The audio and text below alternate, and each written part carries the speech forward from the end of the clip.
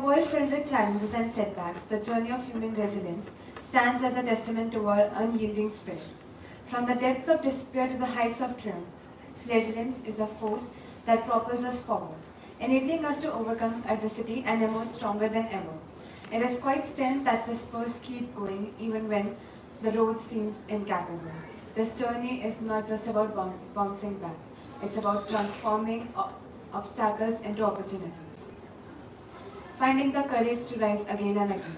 Join us as we explore the unstoppable power of human resilience, celebrating the stories of those who have faced the unthinkable and emerged victories. Here's my side of story. Since childhood, I wanted to do something for the society, and I never knew that it would turn my passion one day. So here was a 16-year-old girl applying for the internship for the first time as a volunteer in one of the organizations. Now, when I applied for the internship, I thought it was going to be my best internships and best times as I'm doing something for the society. But here, when I started the internship, my head was constantly poking me, and she used to scold me even when my work was up to the par. The reason being, I didn't fit the maturity criteria of the current society. And that's where my hunt began to find a good organization. I interned in many organizations, but I never found a peace and a genuineness that I was searching for. That's when I got a call from Pehchan, the street school, and I started working as an HR intern here. Now, when you work as an HR, you get to know about a lot of experience, you get to know about a lot of feedbacks. When you work as an HR, you have to have patience and calmness, and that's not a typical Kashish. So when I started working as an HR, I got a feedback from one of my on-ground interns that I hired that this is the best place you could visit. And that's where my journey began as an on-ground volunteer at Pehchan, the street school. Now, when I began my journey as an on-ground volunteer during that time, my family was facing some issues. Issues related to financial crisis, issues related to some of the business problems and all. And I thought that why world is so cruel? Why are people so selfish around us? That's what we say, ki Kali Yug aa gaya. Or somebody said to me that welcome to the real world. But that's when I realized that yes, the world is not that easy till now that we think. So, but when I went on ground and I started teaching a few group of children, they were actually happy even despite the hardship around them. They were actually having a smile on their face without thinking about any other thing else. So whenever we are facing any hardships in our life, for example, we are having breakup with our friends, for example, we don't score good marks, we usually lose hopes and we start crying or we start blaming other people. But that's when we can actually rise, and that's the point we should look upon. Not every failure is a hardship. It's always a key to success, and it will guide you to a good road. Those children there actually taught me that hope is a waking dream and no problem is bigger than your happiness. I was teaching a child, and during Teacher's Day, he gifted me a chocolate. Can you believe that 20 rupees chocolate was a sacrifice of his home, sacrifice of his traveling expense from school to home? And that is the most expensive chocolate I could ever get. I got admitted in Pehchan before I got admission in my college. So I wanted to do something for the society, and I wanted to get out of my comfort zone. I started working as a center manager. Initially things were tough because till the school time we are in a cocoon. So this is one of my school teacher taught me that whenever you are in school, you are in a cocoon. You have limited people to talk to. Whenever you feel low, you can go to your loved ones and you can start crying that yes, I'm not good. But actually that's the point, we are in a comfort zone. Right now, when you start managing and talking to more than 100 people, that means 100 different opinions every day, 100 different comments that you have to face. You cannot cry for every single comment. You have to start learning to be mature and focus on the objective. And that's when you grow. Well, it took some time, but here I am, managing more than 200 plus volunteers on ground, handling 10 plus projects, and additionally, collaborating with MNCs, corporate schools and colleges. When I was in my college, I still remember one of my teachers said to me that you cannot do anything in your life here, you are not worth it. Because I didn't completed my homework for I guess around a week, and I know that I was wrong. But can you believe that the same girl went to a school and talked to the principal for a collaboration, and that's when I realized that yes, I have grown a bit. When I got admission in my college, I actually cried for 2 days straight because I didn't get into my dream college and my dreams got shattered. It felt like my life is going to end very soon. But right now, I'm leading a team of volunteers from that colleges. I'm leading a team from the colleges like IIT Delhi, IIT Kanpur.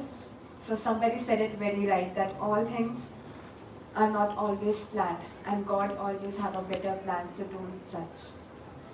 Whenever we go to slum area, as it's a street school, a name suggests, so we usually have in our mind that the street school might, the people there are not good. Yeah, they are not good human beings, they will actually let you down always, or they're always indulged into the bad activities. So I'll just share a small incident regarding this. It was a rainy day and I forgot my umbrella at the center and I thought that I'll never get back. When I get home, my mom actually scolded me a bit because I am the clumsiest one in my home. And I do forget a lot of things. But when next time I went on ground, I caught a child running towards me and saying, "Di aapka umbrella reh gaya tha and हमने संभाल के रखा था आपको देने के लिए." So that was a point I realized that we are not making toppers here. We are making good human beings here, and that is what we do in a 2-hour weekend school every time we go. We ensure that they are learning some good habits. Whenever you can go there, many of us even don't wish good afternoon or good morning to our parents. But when you go there, even when it's 6 o'clock in the morning or 6 in the evening, they'll wish you good morning or good evening. So that's what we have made them. We have made them learn, and that's the impact we are creating. Every time I work, every time I make a call, whether it's for a collaboration, whether it's for an HR, whether it's for a meeting I take, I know my every call makes an impact on 1500 plus lives right now. This place gives me love, peace and happiness and satisfaction that I'm doing something for the people around and something for the society. But like every good thing have problems too, every happiness have sacrifices. So when you start working here and when you are contributing so much of time, people around you will start questioning you given that you are only 19. You will get questions that what are you getting leaving those ACs and fan at the age of 19 and you're going in the 40 degrees Celsius temperature. What are you getting after doing this? Because we all are unpaid, we don't get any pay and we don't need any pay actually because we are getting the biggest pay in life, that is happiness. I've seen people getting into depression and they don't have anyone to hear about. But when you go there, those little children are healing something that they are half not broken. So this is what I get there. I still have lots of questions that are actually justified and that cannot be even cross-questioned that why are they asking? Because they are concerned for you and they will ask. But I have only one reason to fight for is for those children that I can actually make somebody's life change. I usually don't bunk classes and I usually don't get chance to bunk it. But whenever I do, I bunk for them. And recently there was an incident that is one of the best day in my life. And that cannot be actually, I cannot have a better day in my life, I don't think so. We have a child called Deepak and he's the first one in his family to secure 83% in class 12 and to clear class 12. He scored 96 in economics. So that is what he has done. When he got this percentage, his family was not even aware that what he have done, that it is so huge for him. But when we gifted him a laptop as a token of our love, that yes, he can do now something as a person and you can get out of your comfort zone, it's right time. He has a big smile on his face and that smile is actually the best smile, best day and the best moment in my life till now. Because he was so genuine and he was so happy about the thing that he has finally done something after 3 years of proper hardship. He doesn't have any phone, he doesn't have any laptops, he doesn't have any internet to study for. But what he has is a guidance and that's where I guess he succeeded.